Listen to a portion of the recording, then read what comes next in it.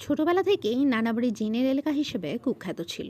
মাগরিবের আজানের সময় হলেই মা খালারা সন্তানদের টেনে ঘরে ঢুকে দরজা জানালা বন্ধ করে দিতেন। আমার নানা জানের করা হুকুম ছিল সন্ধ্যার আজানের আগে সবাই যেন ভেতরে ঢুকে পড়ে, না হলে বড় ক্ষতি হয়ে যেতে পারে। কিন্তু নানাজান দিব্যি হেঁটে মসজিদে যেতেন নামাজ পড়তে। এলাকার লোকজন বলতো নানাজান জিনের সাথে কথা বলতে পারেন, এমনকি তার বসে নাকি বেশ কিছু জিন চলাফেরা করে।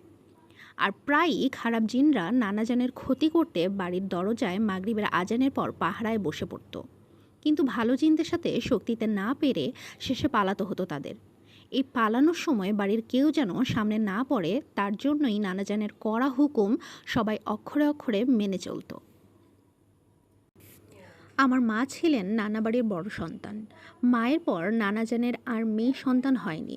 একমাত্র মেয়ে বলে তিনি ছিলেন সবার চোখের মণি। কিন্তু বিয়ের পর মায়ের প্রথম সন্তান মানে আমি জন্ম নেওয়ার পর মা নানাবাড়ি যাওয়া একদমই কমিয়ে দেয়। আর বাবা ছিলেন সরকারি কালেক্টর অফিসের বড় কর্মকর্তা। ছেলে মানুষ করার জন্য বিয়ের ১.৫ বছরের মাথায় গ্রাম রেখে শহরে চলে গেলেন। শহর থেকে নানাবাড়ির দূরত্ব বেশি ছিল না, সিএনজি করে মাত্র ৩ ঘন্টার পথ। তারপরও মা যেতে চাইতো না। আমার যতদূর মনে পড়ে, তৃতীয় শ্রেণীর বার্ষিক পরীক্ষার রেজাল্টের পর একদিন মাকে বললাম আমি নানাবাড়ি যাব। মা কিছু না বলে আমার গালে কষিয়ে চড় বসিয়ে দিল। আমি ভ্যাবলার মতো কিছুই বুঝতে না পেরে বাবার কাছে ব্যাপারটা বলতে গিয়ে খুব জোরে কেঁদে ফেললাম। বাবা আমার কান্না দেখে খুব মর্মাহত হলো।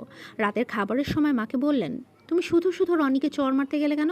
ছেলেটা তো অন্যায় আবদার করেনি, ওর জন্মের পর একবারও তো নানাবাড়ি যায়নি। নানাবাড়ি জিনিসটা কি সেটাও তো ঠিক করে জানে না ও। রনিকে নানাবাড়ির আদর থেকে বঞ্চিত করা কি তোমার ঠিক হচ্ছে রেহানা? সব শুনে মা আমাকে কাছে টেনে নিয়ে বাবাকে বললেন, আমি জানি কাজটা ঠিক নয়, কিন্তু আমাদের বাড়ির আশপাশ খুব একটা ভালো নয়। রনির কিছু হয়ে যাবার ভয়ে গত কয়েক বছর ধরে বাড়িতে যাওয়া ছেড়েই দিয়েছি।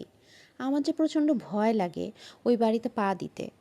বাবা ছিলেন খুবই বাস্তব প্রকৃতির মানুষ। তিনি মাকে বললেন, এখন আধুনিক যুগ, এসব অশরীরই এত বছর ধরে থাকে না। আর এসব তো অনেক আগের কথা। তুমি বরং রনিকে নিয়ে কিছুদিন ঘুরে আসো। বাবার জোরাজুরিতে মা রাজি না হয়ে পারলেন না। পরদিন সকালে সিএনজিতে চেপে সোজা নেমে পড়লাম নানাবাড়ির দরজায়। মাকে দেখে সবাই তো কেঁদে অস্থির। এতদিন পর বড় মেয়ের পা এই বাড়িতে পড়ল। আর নানা জানতো খুশিতে মেয়েকে জড়িয়ে ধরে কথাই বলতে পারলেন না। এদিকে বড় নাতি হিসেবে আমাকে নিয়ে সবার আনন্দের যেন শেষ নেই। অল্প সময়ে সবার সাথেই মিশে গেলাম আমি। দুপুরের খাবারের পর বের হলাম গ্রাম দেখতে।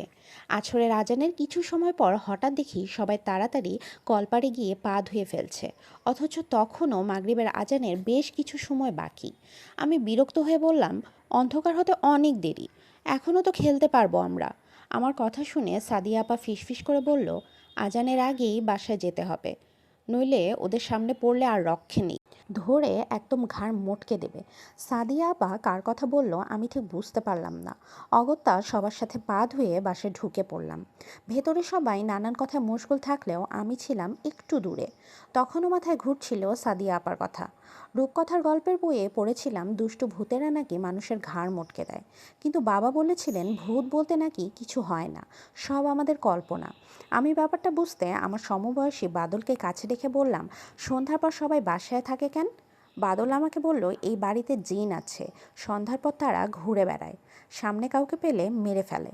বাদলের কথা শুনে আমার ভেতর তখন অজানা ভয় ঢুকে গেল। মনে মনে বললাম, জিন কি তাহলে ভূতের থেকেও শক্তিশালী? তারা দেখতে আসলে কেমন হয়? দরজার ভেতর থেকে উকি দিলে কি দেখা যাবে? মনের কৌতূহল দমাতে না পেরে চুপি চুপি পেছনের ঘরে কাউকে না জানিয়ে চলে গেলাম আমি।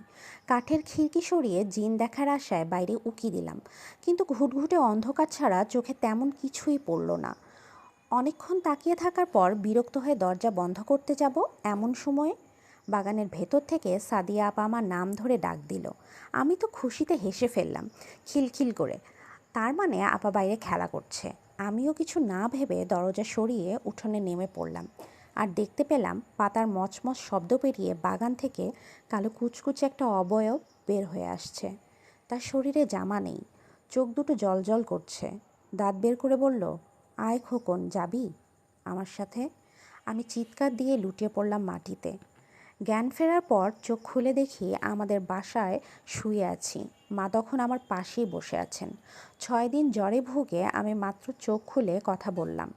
সে যাত্রায় মাত্র একদিন নানাবাড়ি বেড়ানোর সুযোগ হয়েছিল আমার। আর মায়ের কাছ থেকে বকা খেয়ে বাবা একদম দমে গেলেন। আর কখনো নানাবাড়িতে বেড়ানোর নাম মুখেও নেননি। কিন্তু বাগানের সেই কালো অবয়ব মেয়েটি আমার মনে বেশ বড় একটা সময় নিয়ে থেকে গেল।